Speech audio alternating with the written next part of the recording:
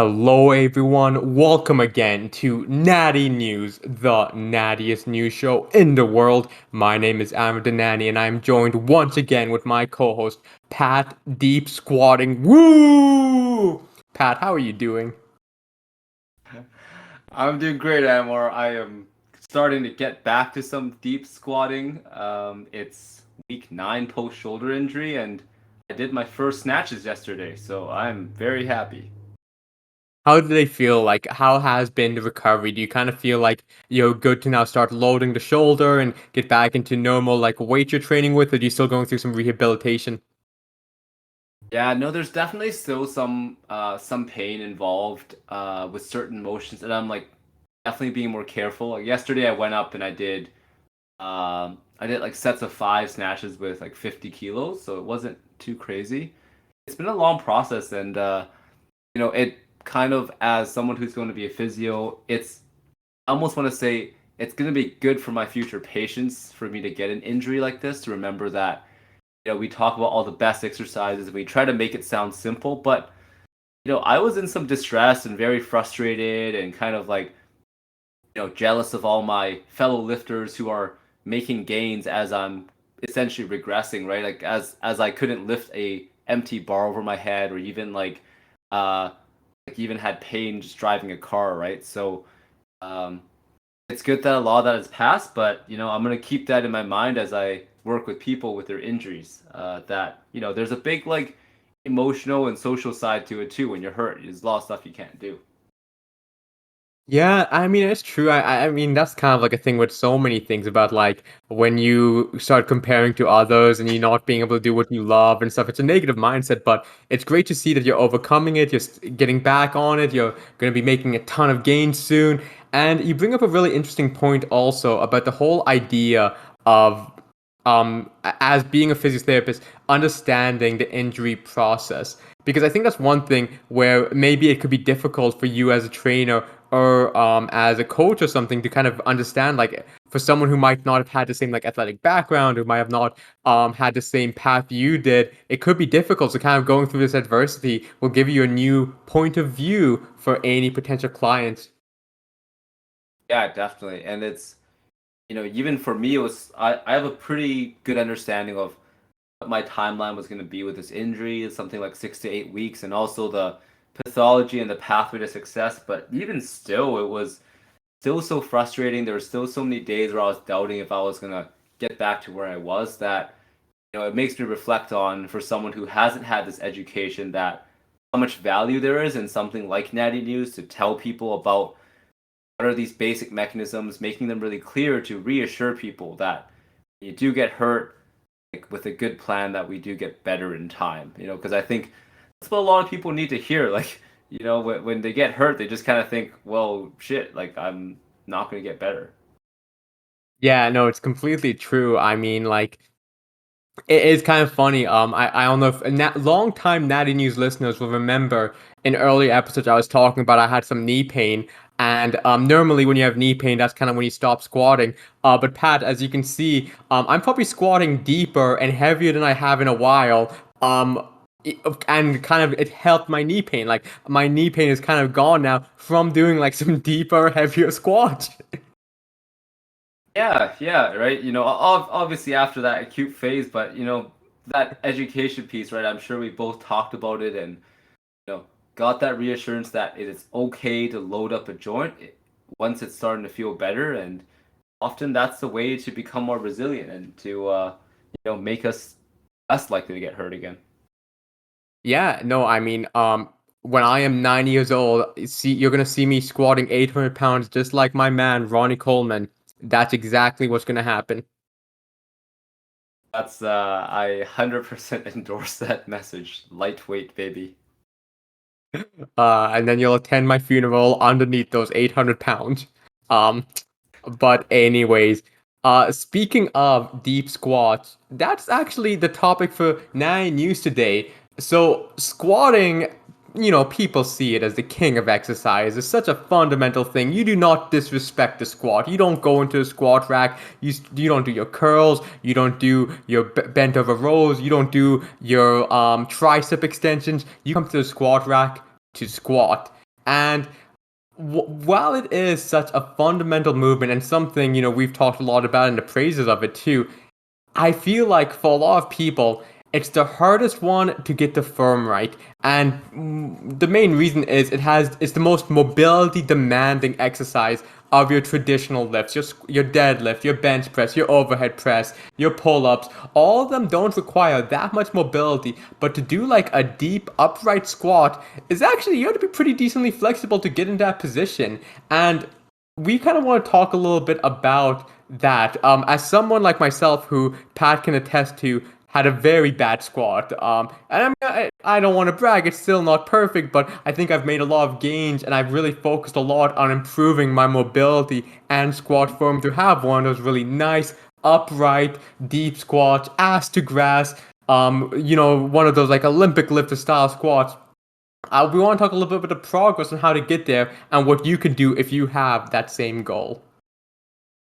Yeah, yeah, and it's gonna be good. And also throughout the episode, I'm gonna do my best not to be biased as someone who weightlifts. I obviously need to deep squat, but we're also gonna make sure we talk about, or we're gonna debate whether or not everyone needs to squat really deep.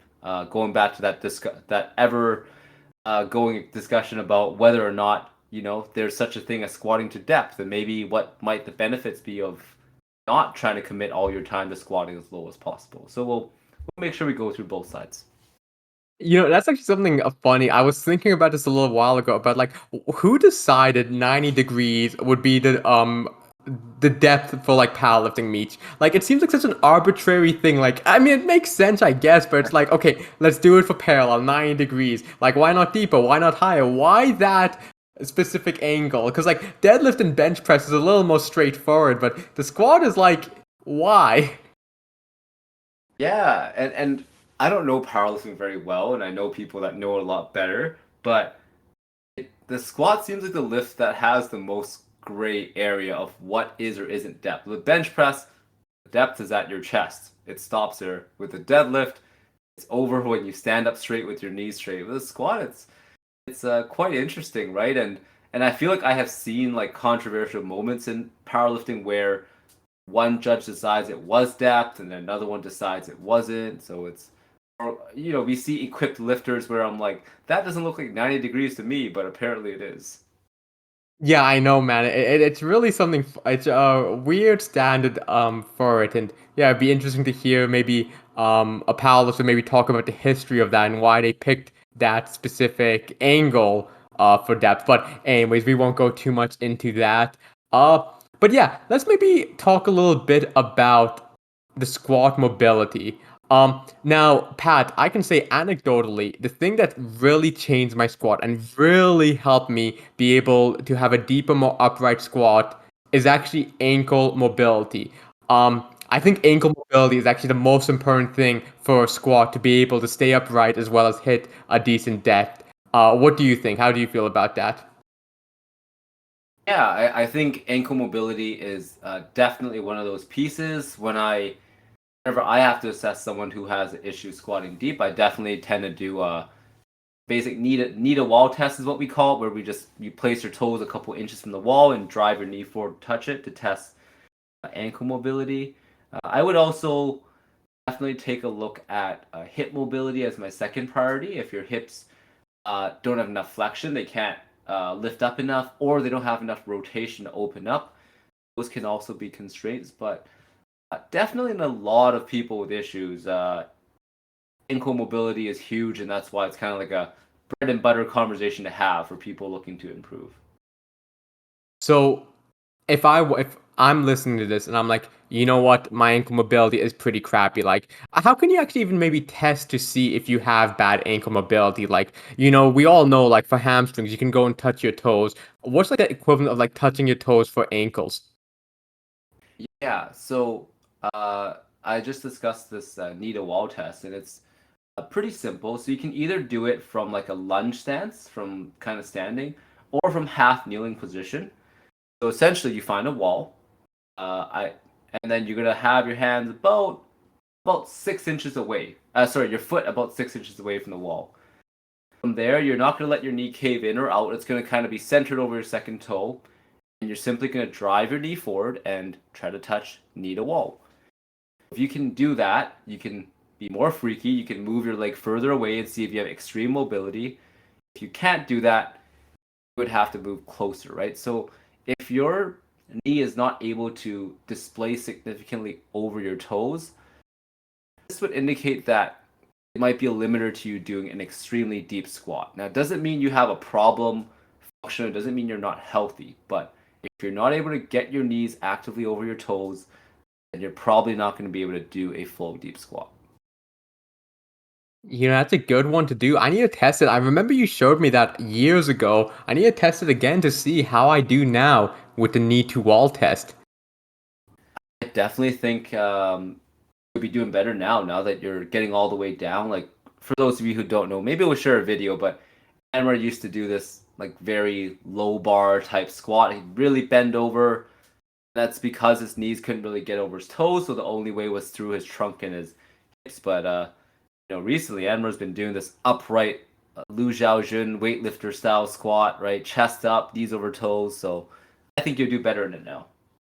Yeah, I'm gonna have to do a little test on that. I know it's true. I think the low bar squat, like you don't really need as much ankle mobility. But then again, you all kind of I mean, like with a low bar squat, I don't think you can go even that deep with like you're sitting back so far. It's kind of like parallel can sometimes be deep for a low bar squat.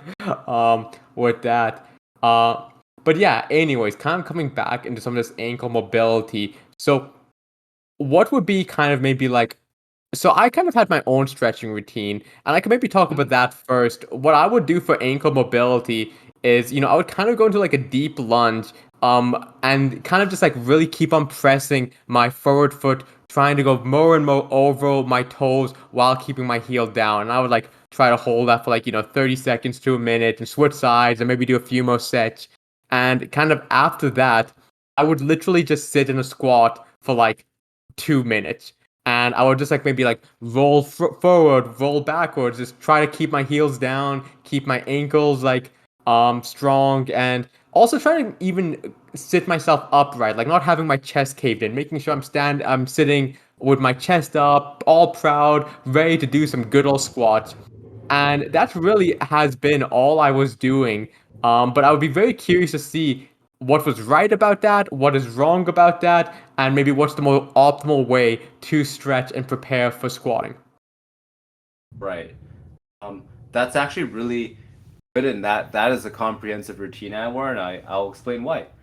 So I think the one thing that you didn't cover there that is super mandatory to maximize your mobility is to first get warm. We've talked about it previously, and I'm a real believer that driving the temperature up, like actually getting a light sweat going, feeling physically warm, uh, with temperature changes, all your soft tissues become more malleable. So you get to maximize your mobility right there. It's the reason that hot yoga works to increase flexibility. It's the reason that people tend to warm up quicker, and it's easier to get into deep positions in the summer versus the winter. So that, assuming that's done, um, I think there's two main components if mobility of a certain joint is the issue. And the first component is to stretch. The second component is to activate.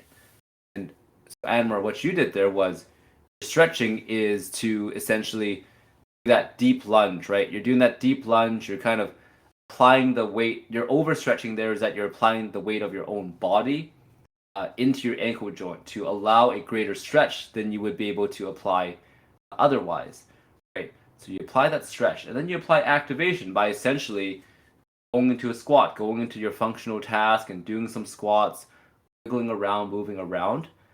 Um, so those are kind of the key steps. Now, for someone who's really tight, or like for example, I have really tight calves sometimes that they just feel like they're cramping and that prevents me from moving. Then I'll also add a foam rolling or muscle release component. And we know I'm not a big person on foam rolling or using a massage ball, but for 30 to 40 seconds, if we just roll out our calf, for example, it tends to be the common culprit, or your foot, it allows those muscles to relax a little bit. It allows a temporarily increased range of motion so that when you stretch and activate, it becomes more effective. So the name of this fancy patented routine is to roll, stretch, and activate, and that tends to be a pretty good and tried and true sequence for most people. Pat, I cannot believe you let people know about to foam roll and lacrosse ball. I thought you were completely against them. You have betrayed me at two, Pat. Oh man, it's I'm only like 2 steps away from telling people to only go to physio for manual therapy. No, I'm just joking. I think these modalities all have a purpose, but um, I definitely think you have to pair them with something active as the biggest priority. So always do that. You know, it feels good, it's great, but don't stop there. Always do something active to consolidate. Basically, to press save and actually put in some work on the mobility you've temporarily gained.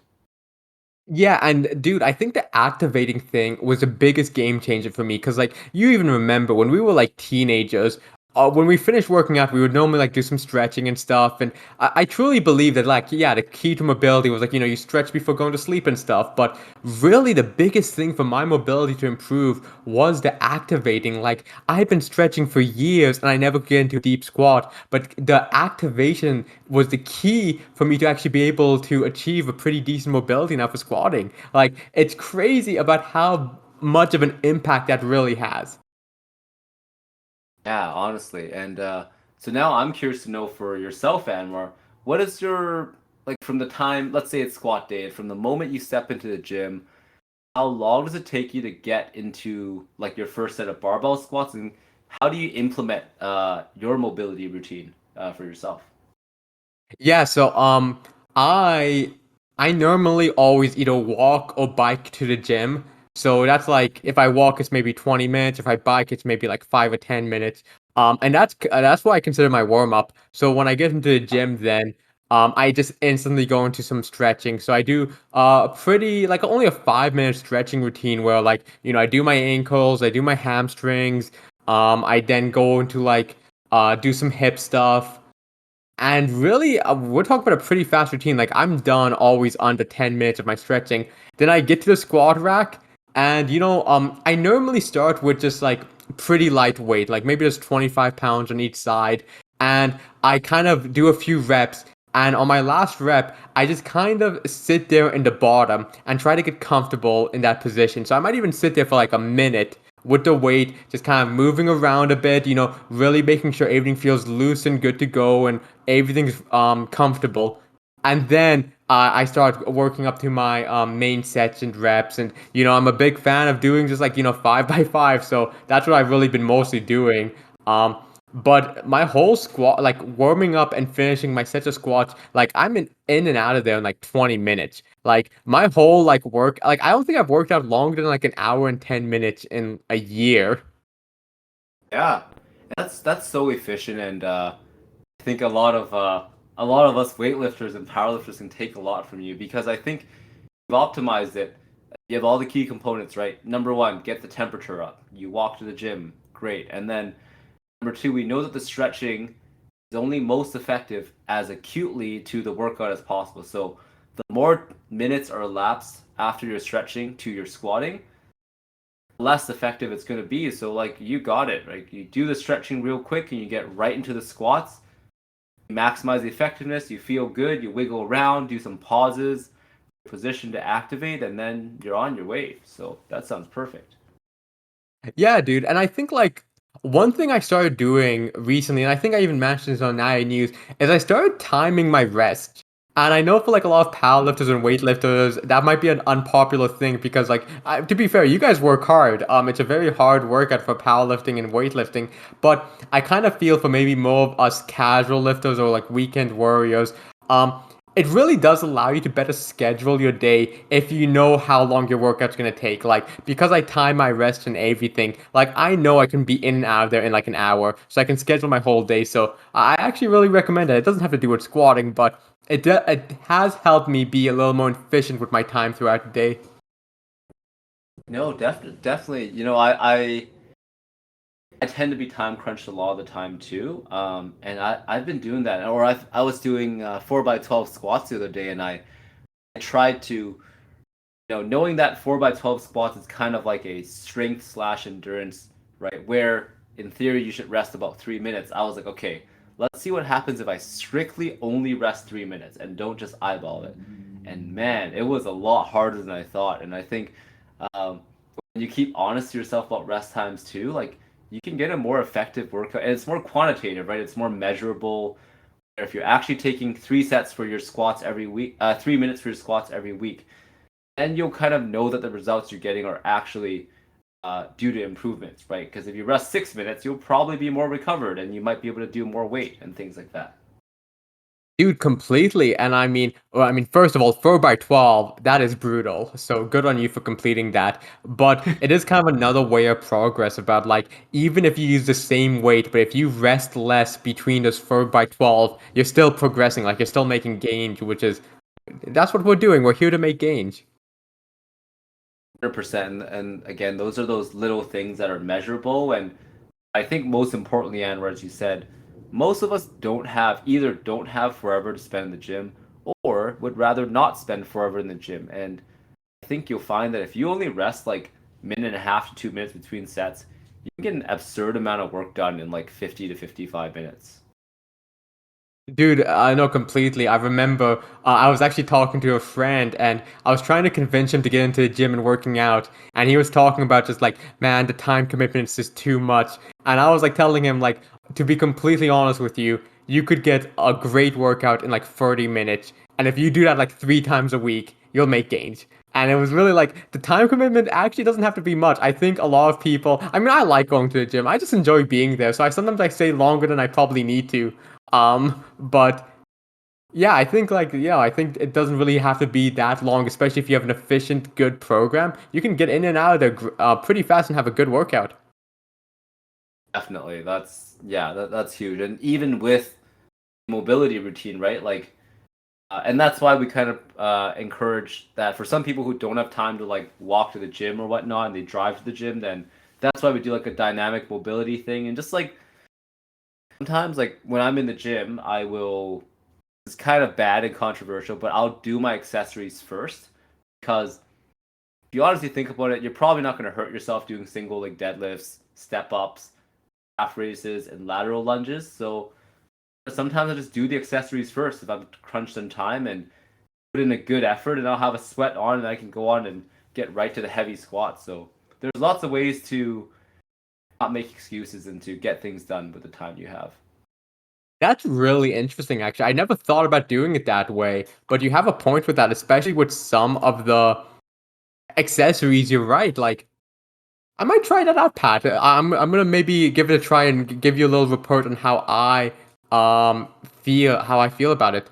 Um, Awesome. So something else I kind of wanted to talk about, and I don't know if this is controversial or if this is um actually the wrong thing to do, but a lot of people when they're trying to improve their squat mobility, they're doing all the stretching and they're doing all this great stuff, but it takes time to gain mobility, even doing everything right. And so a lot of people would use a heel raise. Either they would have some fancy pants, Olympic weightlifting shoes that have the built-in heel, or they might take some 5 pound plates and slide under their own heel and use that to help them get into a better position. And I did that as well. I think it was actually a big thing to help me get used to being more upright when I squat, and it was kind of a good thing. But I'm curious to see what you think. And is this a proper mechanism, or is it more of a coping thing where people should avoid it and focus more on just getting the mobility in flat shoes and build from there? Yeah, great point.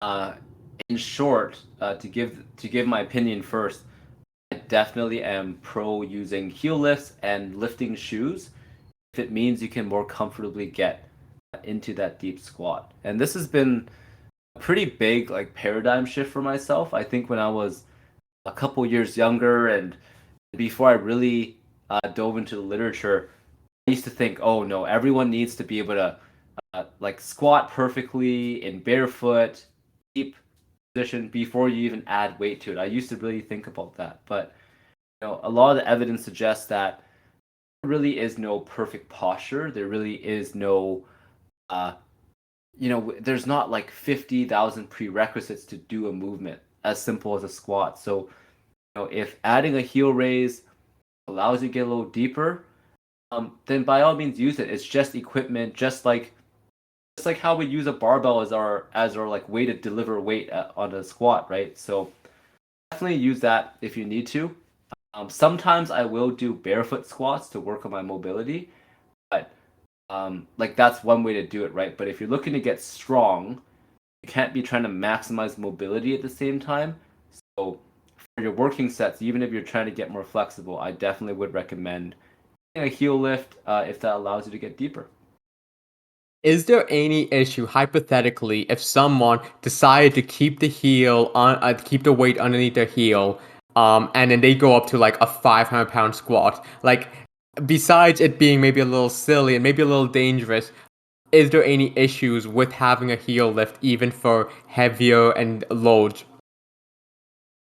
No, there's no issue. Now, I will say from a safety point of view, like if you're using like 2.5 pound plates, at a certain point when you have 500 pounds, I do have my fears about whether those plates are going to move. From a function point of view, there's no problem, right? Like I can squat like 190 kilos with my squat shoes on, and I'm fairly certain I could not do it without my shoes, and that's honestly okay. I've really changed my mind on having to lift everything raw. Like it's totally fine to use equipment. It's kind of a silly concept because when we go to the gym, we are mostly using equipment to train our bodies anyway, so there's no problem with using a little heel lift here and there. I definitely feel the same. I actually feel weaker when I have a heel lift. Maybe it's just the way I drive with my squat, but I feel like when I'm flat-footed, I definitely feel like I can create more power and I'm stronger than when I have a heel lift. Do you feel the opposite? Do you feel like flat-footed is actually a little weaker for you? Um, oh, it's flat-footed is a little weaker for me than my squat shoes because the squat shoes provides a super solid platform, and the heel lift changes the angle where my limited left ankle mobility no longer is an issue. That being said, I have had experience using like just plates underneath my heels. It's just because it's not a stable surface. You're now on a incline where your toes are on the ground and your heels are essentially on this. Like a 2.5 pound plate is nothing. It's not truly a stable surface. Where I'm not surprised that you'd feel weaker because it's your surface that you're supporting on is not as stable. Some strength and conditioning facilities or gyms will have slant boards. I don't know if you've heard of those, but like they're like it's essentially like a solid wedge, and those are super beneficial. I remember at UBC, some of the basketball and football and volleyball athletes who are really tall would use it to great effect because it's super solid and it's almost just as good as like having a squat shoe, and it's infinitely better than placing a plate under. All right. No, that makes sense. I haven't seen those before, but that would be actually kind of cool to check out. Um, All right, Pat, I want to now ask you another controversial question about deep squatting. Should you bounce at the bottom or not? So, this is something I've debated internally, and I find like bouncing I feel like it's understandable if you're doing a sport like yours with Olympic lifting, where you want to have that elastic bounce at the bottom so you can get the weight up more efficiently. But I was kind of thinking for me, who just kind of does this for like general strength and conditioning and general like aesthetics and all that. Um, it doesn't make as much sense for me to train the balance. I feel like, okay, I should be keeping control the whole time as I'm going down and up. So I want to hear your opinion. I know you yourself use the bouncing technique to a great extent, but I would love to hear like the pros, cons, and should everyone do it, or should it just be like if you're training for a specific sport or not? So yeah, would love to hear your opinion on this. Definitely, and this is really interesting. With things like bouncing out of a back or front squat, there's not a lot of like scientific evidence on this, so I can speak from my own experience as a weightlifter and from my readings, and then me and you are going to put together our knowledge of physics, which means it's going to be 90% your knowledge and 10% my own. But first of all, like, why do people bounce? We use the bounce to essentially accelerate quickly out of the bottom of a squat. For context, I have front squatted 165 kilos with the bounce. And then without a bounce, I think I've done like 145 or something of the sort. Like there's a significant difference. We do it by literally having a physical bounce of our hamstrings against our calves, as well as the stretch reflex of our leg muscles. When a muscle is shortened very quickly, the reflex allows it to recontract much quickly than otherwise. So by using a little bit of bounce at the very bottom, you're allowed to shoot up a lot stronger. Now, so the benefits of it can allow you to lift higher loads and do more weight. Right? It's more ballistic and it can activate more fast twitch muscle fibers because rather than again controlling yourself out of the hole, you're blasting off. And in some cases, it's a very good thing, right? For a sport like weightlifting, it's obviously required. I used to do cheerleading where the flyers and the bases would have to jump all the way down to a deep squat, pop up very quickly off the ground. So it's super beneficial depending on the sport. Now, the issues with it is that while you have the benefit of bursting out of the hole, you're technically not working on a lot of real positional strength from that bottom position of the squat. Like you're not really that strong. Like if I pause at the bottom of a squat and I do that first bit, it feels horrible because I never really learned how to get strong there, right? And there's a argument to be made that we want to get strong through our full range of motion, and that perhaps means that sometimes we shouldn't use a bounce. And another, I think the most important thing is that how it just looks like a passive bounce, like the way you would bounce a tennis ball. Learning to bounce a squat is a very learned skill. You need to be able to keep tension through your core, through your upper body, and also through your legs too, to bounce off the bottom, absorb that contact, and then redirect it. It's, if for someone who's never learned to do it and they put on their max and try it, they would probably just have their back cave and lose the bars. So, for someone who's never been taught or had some instructions or spotting while doing it, it can put you at a little bit higher risk. And again, and we're just like you, if your main goal is just to generally gain muscle or strength, even if you're in a sport but you don't need to squat all the way deep, I probably wouldn't recommend it if you don't have any coaching, because there's some risk to just trying to bounce out just to get more weight if you haven't learned how to do it properly. Yeah, and I also kind of feel like, I mean, kind of going to like the fundamental idea of like, if you're lifting weight to gain muscle, the mechanism that allows us to gain muscle from lifting weights is really as time under tension, where you want your muscles to be under tension for as long as you can to kind of help like break down the fibers and all that good stuff. And I feel like you were mentioning this too, that when you do the bounce, you are kind of going through this ballistic movement where you're not getting the same time under tension. So I do like again, we have no science to back this up, but just kind of building logic blocks together. I do feel like you'd make less gains if you did like if you would only use the bounce beyond just having like controlled all the way down and up. I mean, I would argue that it might be similar. I can't say for one or the other, but I mean, some of the new research shows that as long as you get like a total volume in, you'll probably be fine from that perspective. And there's also another argument to be made that because you get to bounce and use higher loads, you get to activate those highest threshold motor units. So essentially, your muscles kind of work on tiers. There's like the highest force production fast twitch ones that only get activated when you go really quick, really hard, really heavy. So there's some argument to be made that bouncing, hitting those highest threshold motor units could allow for more muscle growth. I also think that should you choose not to bounce, it's not going to mean that you're never going to grow big legs. So yeah, that concept I'm not as sure about, honestly, personally.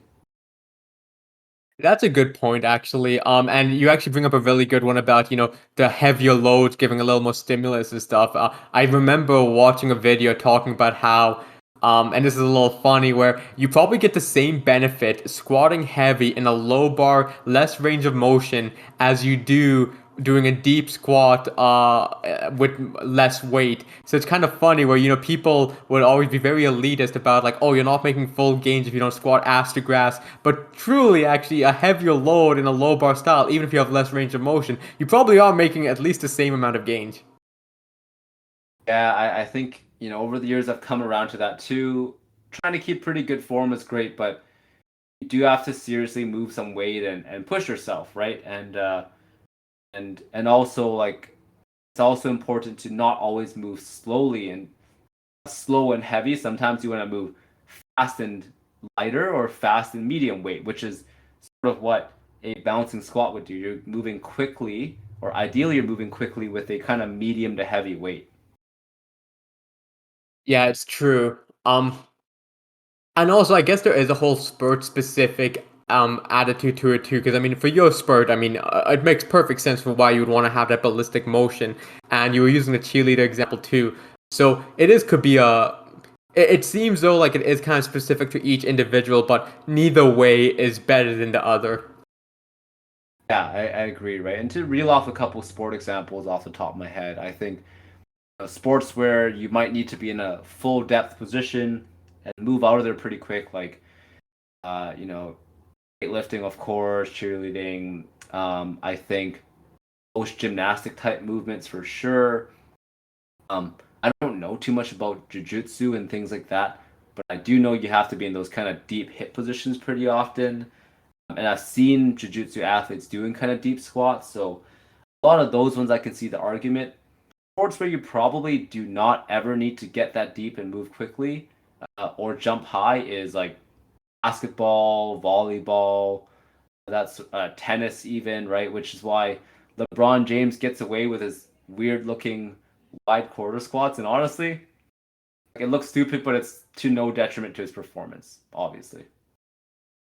Yeah, I mean, I remember we might have actually made fun of LeBron James back when we were younger. But to be fair, yeah, why would he ever need to even go down a parallel? That's useless.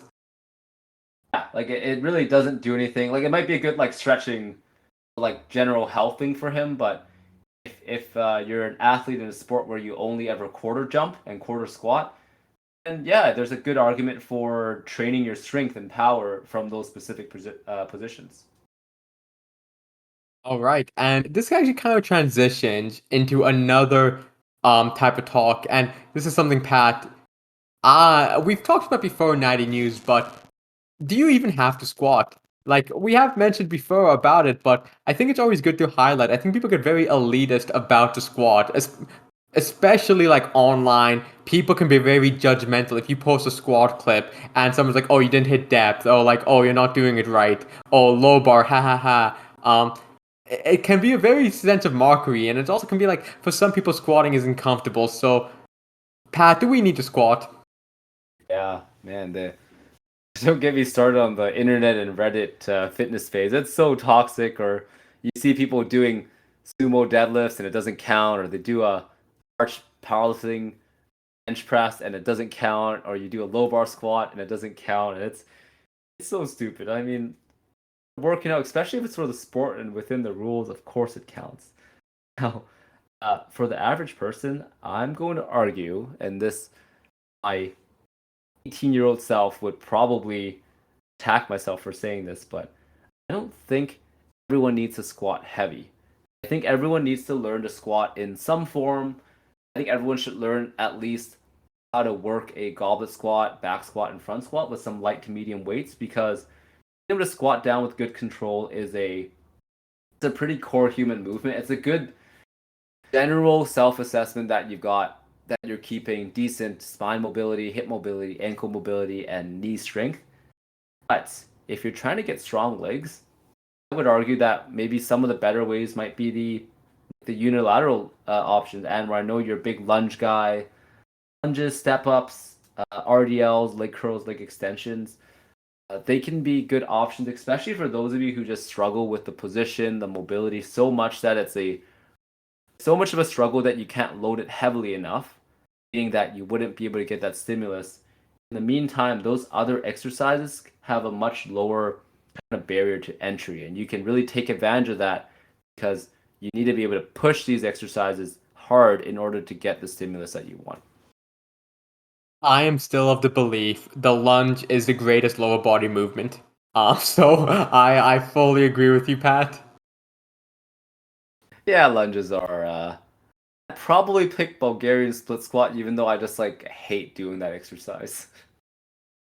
I also feel like lunges are just like they mentally change you because they suck. They're so like they're painful. They're just they're not fun to do. So I feel like it mentally strengthens you by doing lunges.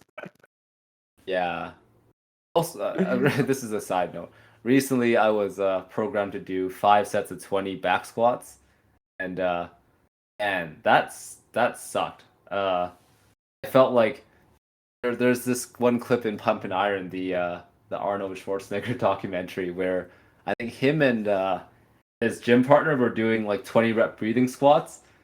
And I think at the end of the workout, the other guy just passed out, and I think Arnold just like walked around him and just like didn't give a crap. And that is how I felt. I felt like that guy when I finished. It changed Dude, me. I know that exact scene you're talking about, and yeah, I can imagine that, dude. High rep squat, high rep any lower body movement is just painful, man. Yeah, you feel it in your whole body. You feel it in your lungs, your heart, obviously your legs, like everything. Yeah, no, it's no joke. Um, okay, so we're talking about squatting. That not even has to do it. Now, I want to ask though, should everyone deep squat? Should every like we spent this whole time talking about how to get a deep, nice upright squat. Now, is this even worth doing? Is it even worth putting in the effort to learn how to do this?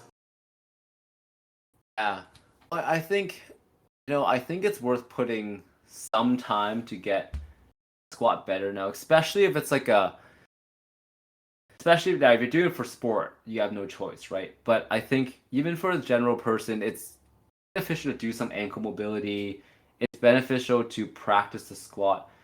I also think that, especially from a biomechanics, like from a joint length point of view, it's not natural for everyone to hit a super deep squat. For example, like Zach Tellender, who we both watch on YouTube and follow his channel, he's a 6'4" guy who really fell in love with Olympic lifting, and he did very well for himself. For him, he had to do like a daily squat routine. He had to keep working on it for years and years. And to be honest, his overhead position still looks difficult and somewhat uncomfortable, right? So for people like that, you just have to make that choice for yourself. Is the squat, does it matter to get good at squatting, or do you just want stronger legs? And a lot of people, if you just want stronger legs, another option might be good as your primary exercise. You can still squat, but it might be better to have another primary option. You know, I'll be honest, I'm kind of going through all the work to get the mobility to do this. I 100% think it's not worth it. Now, well, it's not worth it for most people, but I think for me, it was just kind of a goal I had, and I think it's just one of those things where, I've always wanted to have a nice upright squat, so it was a goal I wanted to achieve, but for a whole, like, function, and as you're saying, for, like, training your legs, if you wanted to strengthen your legs, or if you wanted to have stronger legs or bigger legs, I think the squat is a bit overhyped. I don't think it's the only thing you can do. Again, you were mentioning a lot of unilateral work, which is great. You're mentioning having other main exercises, which is all great. So yeah, I don't know if it's really worth putting in the work and stress. Although at the same time, I also believe all mobility is good to have. Like I think anywhere you can improve your mobility is worth doing, but I guess the mindset should be just to be more mobile instead of like, oh, I want to have a super deep upright squat so I can flex at anyone at the gym and be morally superior. It doesn't matter if someone's squatting 5 plates. I'm squatting deeper with my 185. Man, the amount of times I've heard that is crazy, and that brings up one more point though, that it's kind of another perspective shift. Circa 2018, 2017, the way I was kind of taught to train clients was you assess them, and one of the things you assess is a squat. And I would always be trying to find what's wrong with it. I would like, oh, like your knee caves in. Oh, your mobility's bad. Oh, you don't squat deep enough. You're. I was almost like finding. I was almost trying to look for dysfunction and pathology in people when the only problem was that they can't squat ass to grass. And honestly, was it the first priority for a lot of people? Probably not. For a lot of people, their priority might just be to get generally stronger, find movements that they can do and enjoy and do uh, safely without too much coaching, right? And I kind of agree with you. A lot of my clients, I don't push them to deep squat unless it's something that they want to do. But if their goal is get stronger legs, I'm not going to spend the whole session trying to work their mobility just so they can get in a back squat. Yeah, it's kind of funny too, because like I spent so much time focusing on mobility, I didn't really progress way too much. And you kind of think about it, those months I spent just focusing on mobility, if I just kept with like a parallel squat and just focused on progressing weight, I probably would have made more gains and more muscle than I did doing this way. So, um, yeah, again, although at the same time, I might have not had the same mobility gains if I didn't have the same focus on it. So it is kind of like, uh, you got to figure out what you value more. But it is interesting though, and I do like that mindset is getting less and less prominent, at least from what I'm seeing, where people don't judge as negatively of people maybe half repping or maybe not going as deep. Although I guess there is a whole thing though of maybe squatting too high. Like I think parallel we can all agree is good, and even a little bit above parallel. Yeah. But at some point it gets a little silly. Yeah, and I think even I think it's pretty obvious when it's ego lifting that it's, it's the people who physically look like they're shaking just walking the weight out of the rack.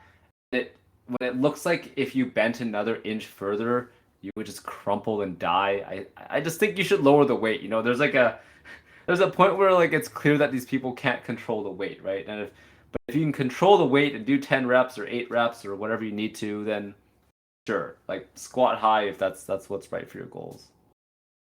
Yeah, exactly. Well, I think you and I this the simplest way is just like, get to the gym, progress, and focus on movement you enjoy doing and that you can progress on. I think that's kind of the fundamentals of all weightlifting. I mean, we have 50 plus episodes and that's all you really need to know. Yeah, it's similar concepts, different subtopics that we just rinse and repeat it in new and interesting ways. No, definitely. I mean, it's also kind of like, you and I, we spend a lot of time like reading and learning about this, even though it is kind of simple, but it is interesting to learn the nuance and all the different ways that stays true. Uh, but anyways, Pat, I think we covered a lot of great stuff about the squat. Anything else you wanted to add or anything else you wanted to talk about?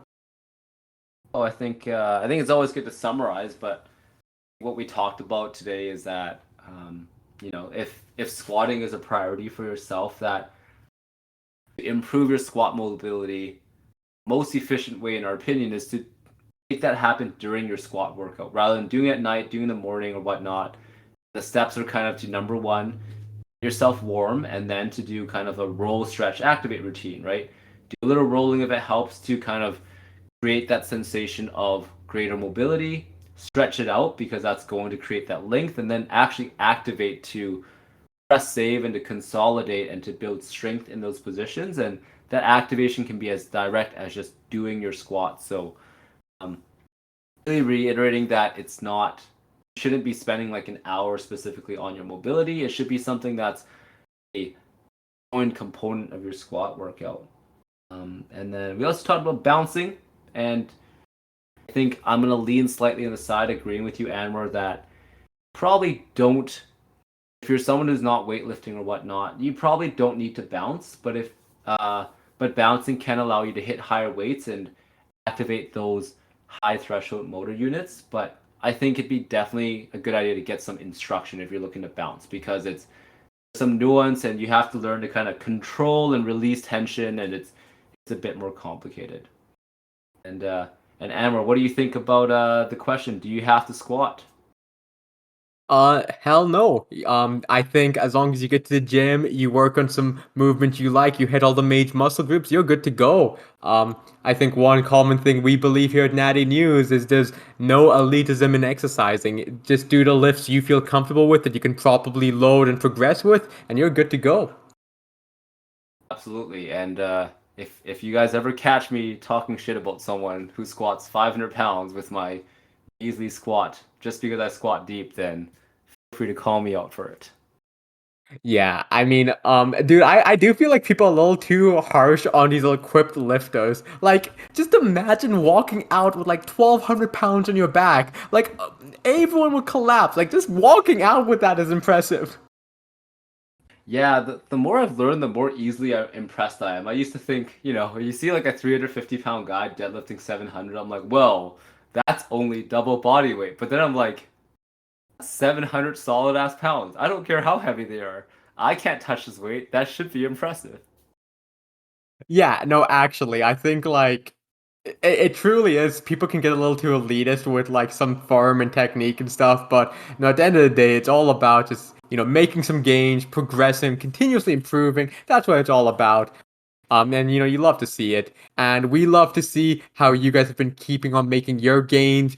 Love to hear, love to see. It would be great to actually hear what your opinions are about deep squatting. Love it, hate it, worth it, not worth it. Always good. And with that, I think we're good to end this. Hope you have all a great day, and you keep on making these natty gains. Natty Natty news me out. out.